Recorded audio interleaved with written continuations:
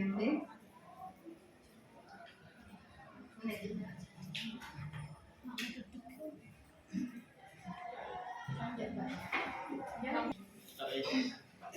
Nah, ini kegiatan awal ketika saya belajar PM di sini, di mana kita diperkenalkan dan pembentukan kelompok.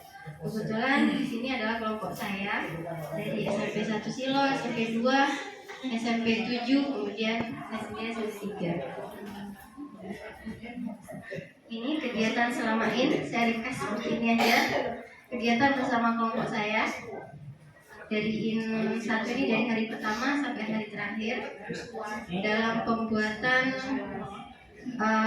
peta konsep dan lain sebagainya. Setelah melakukan kegiatan di IN 1, saya dan rekan melakukan pengimbasan di sekolah. Masing-masing dari kami menyampaikan beberapa materi yang kami dapatkan dari hasil PM di IN 1. Kemudian tantangan yang kami hadapi kala itu adalah keterbatasan waktu dan bersamaannya dengan kegiatan Agustusan. Di sini kami melakukan pengimbasan. Setelah melakukan pengimbasan, saya dan rekan saling bekerja sama membuat perencanaan pembelajaran yang nantinya aktifkan.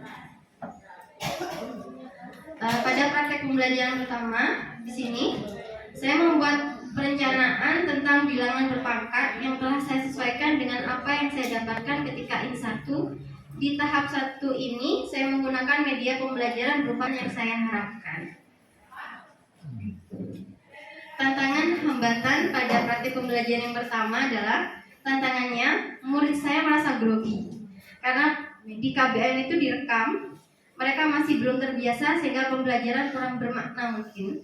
Kemudian yang kedua, karena masih awal dalam menerapkan PM, saya masih banyak kekurangan, terutama membuat murid belajar secara mendalam. Hambatan yang saya hadapi adalah media yang saya gunakan ternyata kurang menarik minat siswa, sehingga pada praktik pembelajaran kedua dengan menggunakan media yang sama, saya mengganti strateginya dalam menyampaikan media pembelajaran tersebut dengan memberikan stimulus yang mudah dipahami oleh siswa. Sehingga pada praktik pembelajaran yang kedua itu, dari praktik pembelajaran pertama, ternyata video saya itu berkesempatan untuk diputar di depan teman-teman di peserta PM di Lokus 6. Ya, tentunya saya sangat malu sebenarnya waktu itu, karena video saya masih jauh dari sempurna. Namun hal baik yang saya dapatkan kala itu mendapatkan masukan dari rekan-rekan PM juga fasilitator, sehingga beberapa langkah pembelajaran dapat saya perbaiki. Terkait dengan media yang pembelajaran telah saya perbaiki dengan cara menyampaikan petunjuk yang lebih mudah dipahami oleh siswa, sehingga pada praktek pembelajaran yang kedua, siswa itu mengalami perubahan terhadap minat belajarnya. Siswa lebih tertarik dalam belajar.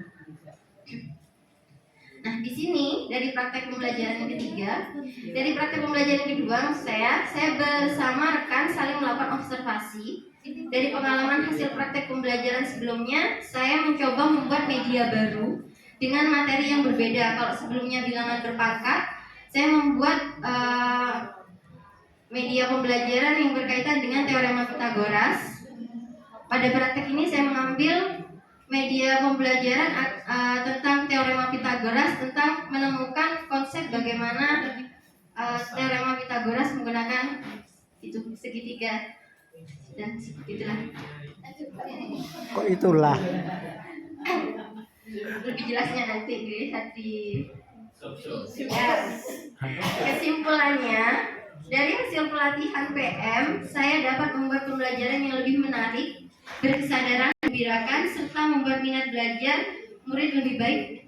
Kemudian karena kami itu memiliki waktu, kemarin kendala waktu, dengan keterbatasan waktu tersebut di sekolah kami, saya membagi waktu. Karena matematika itu ada 5 JP, kami membagi 3 JP-nya untuk menggunakan media pembelajaran. Dan yang 2 JP-nya saya gunakan untuk mengerjakan quiz di workbook. Harapan saya ke depannya, saya dapat selalu menggunakan pembelajaran yang mendalam ini di setiap kegiatan saya mengajar, dan dapat menularkannya kepada rekan saya yang lain yang masih belum menerapkan pembelajaran mendalam. Terima kasih. Assalamualaikum warahmatullahi wabarakatuh.